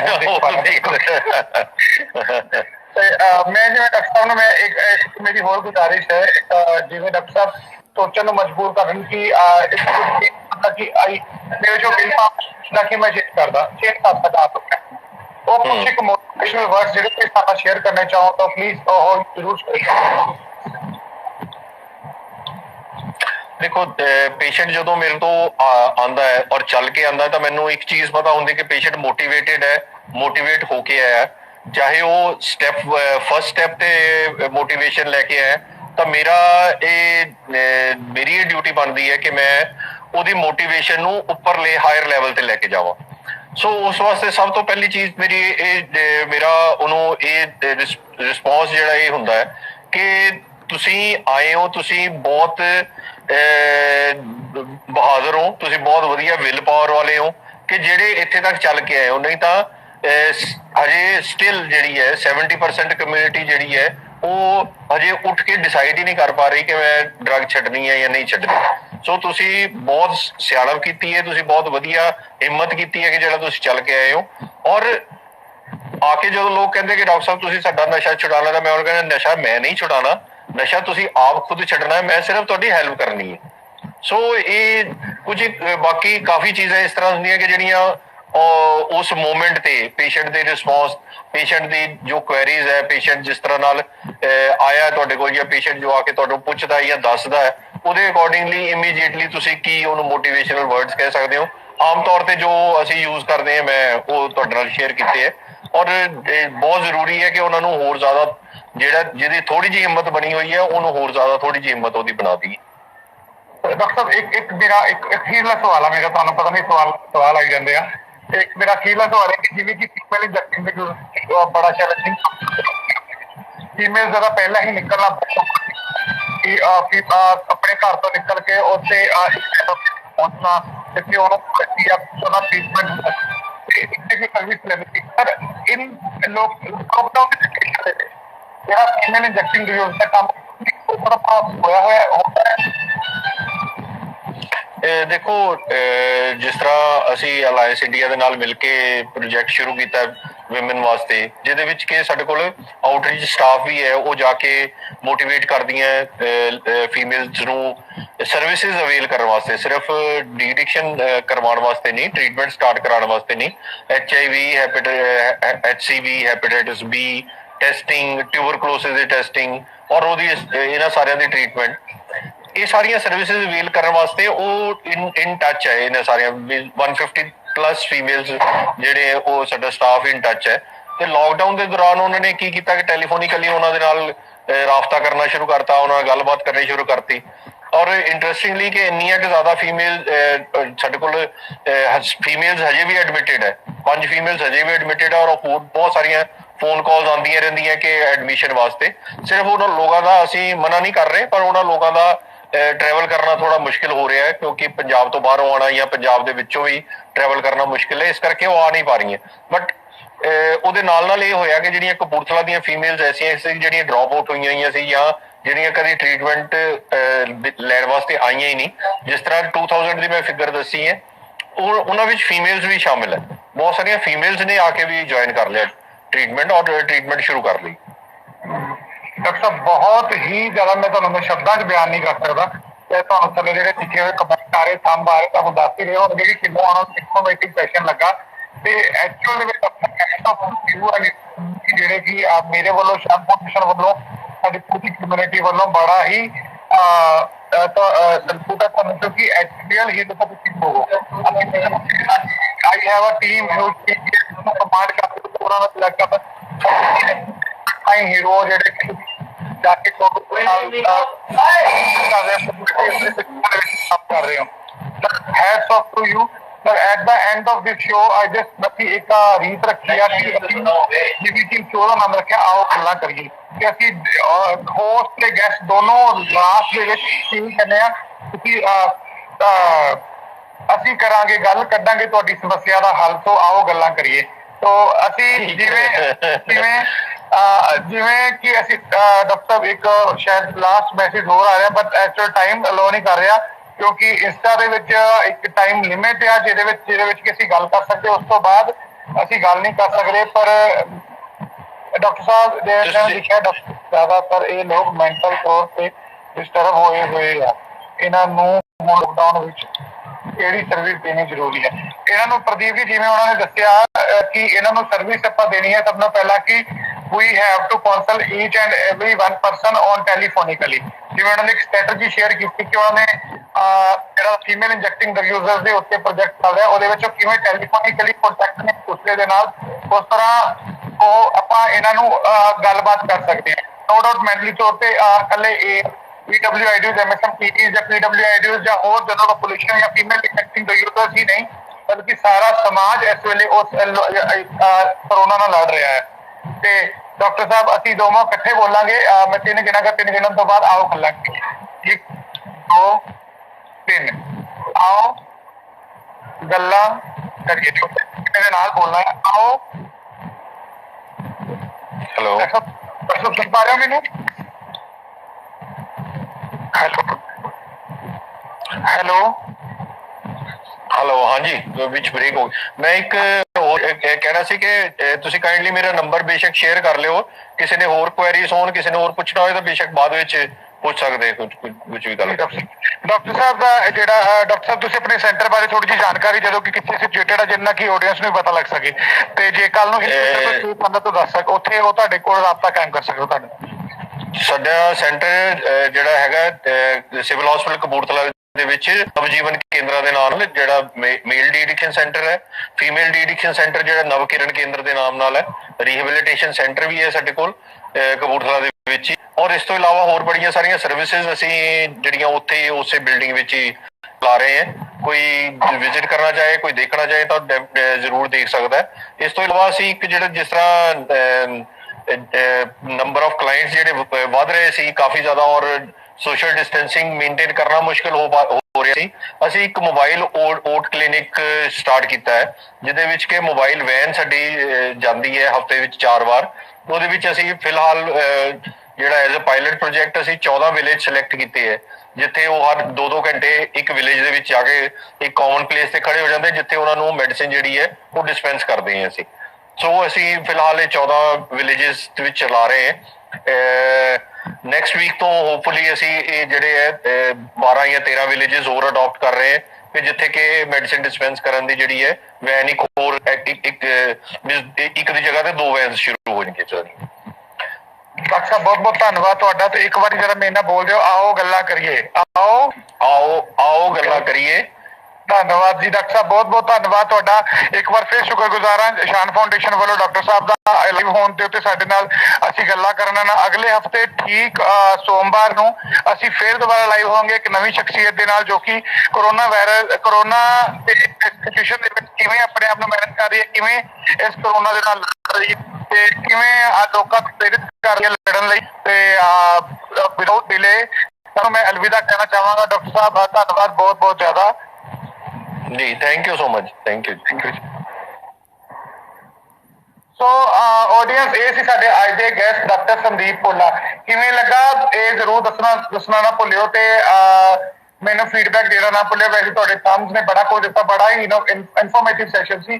ਕਾਫੀ ਗੱਲਾਂ ਸਾਨੂੰ ਪਤਾ ਲੱਗੀਆਂ ਜਿਨ੍ਹਾਂ ਦੇ ਵਿੱਚ ਮੈਂ ਇਹ ਵੀ ਦੇਖਿਆ ਕਿ ਕਿਵੇਂ ਇੱਕ ਕੋਵਾ ਐਪ ਕਰਕੇ ਗਵਰਨਮੈਂਟ ਨੇ ਬਣਾਈ ਆ। ਉਸ ਤੋਂ ਬਾਅਦ ਕੋਵਾ ਐਪ ਤੋਂ ਬਾਅਦ ਫਿਰ ਜਿਵੇਂ ਕੋਵਾ ਐਪ ਤੋਂ ਬਾਅਦ ਉਸ ਤੋਂ ਬਾਅਦ OST ਜਿਹਦਾ 7 ਤੋਂ 14 ਦਿਨਾਂ ਲਈ ਹੋਮ ਡਿਲੀਵਰੀ ਤੁਹਾਨੂੰ ਦੇ ਰਹੇ ਆ, ਘਰ ਦੇ ਰਿਹਾ। ਸੋ ਪਲੀਜ਼ ਗਾਈਜ਼, ਮੈਂ ਤੁਹਾਨੂੰ ਬਾਰ-ਬਾਰ ਐਂਡ ਵਿੱਚ ਇਹੀ ਕਹੂੰਗਾ, ਘਰੇ ਰਹੋ, ਖੁਸ਼ ਰਹੋ, ਮਾਸਕ ਪਾ ਕੇ ਰਹੋ। ਤੇ ਬੜਾ ਕਰੋਨਾ ਹੋ ਗਿਆ ਨਾ, ਹੁਣ ਥੋੜਾ ਜਿਹਾ ਇਨਫੋਰਮੇਟਿਵ ਜਿਹਾ ਥੋੜਾ ਜਿਹਾ ਇੱਕ ਰਿਲੈਕਸ ਹੋ ਕੇ ਜਰਾ ਰਿਲੈਕਸ ਹੋ ਕੇ please set your mind, calm your mind, and now the time to say goodbye। ਤੇ ਅਗਲੇ ਹਫਤੇ ਫੇਰ ਮਿਲਾਂਗੇ, ਪਰ ਮਿਲਾਂਗੇ ਕਿਹਦੇ ਨਾਲ ਇਹ ਦੱਸੂਗਾ ਤੁਹਾਨੂੰ ਮੈਂ ਅਗਲੀ ਪੋਸਟ ਤੇ।